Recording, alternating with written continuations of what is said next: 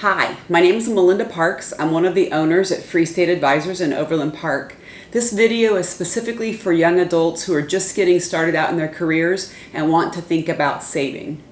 So I think about savings in three buckets. You have your emergency savings, you have your long-term retirement savings, and you have your midterm, maybe saving for a house or a car or something savings. Emergency savings is very critical.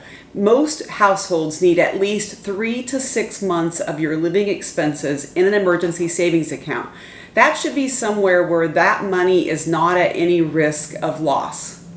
Retirement savings is for a very long time horizon. If you work somewhere that has a 401k plan or a 403b plan, you should definitely participate in saving there, especially if your employer matches money. Any money your employer is putting in, you need to make sure you're maximizing.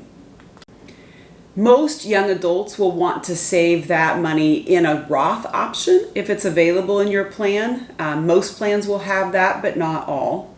If you don't have a retirement plan available at your place of work, then you need to be saving in an IRA. Again, most young adults, if they are in a lower tax bracket, should be doing that savings in a Roth IRA account. If you have questions about that, don't hesitate to reach out. We can help you think through that. Okay, now you're saving for retirement. Now, how do you invest in that?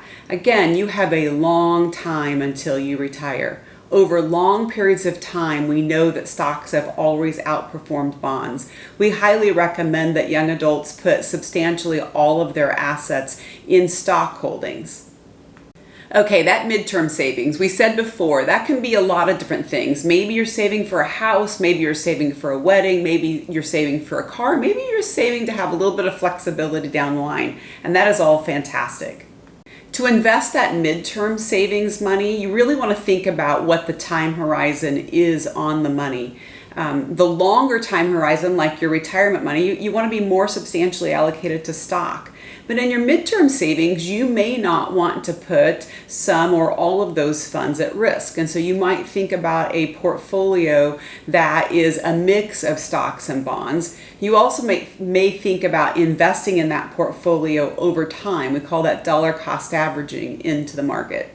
For my 23-year-old, we assumed that midterm savings had about a 5 to 7 year life on it. And so we invested those funds in about 50% stocks and 50% bonds.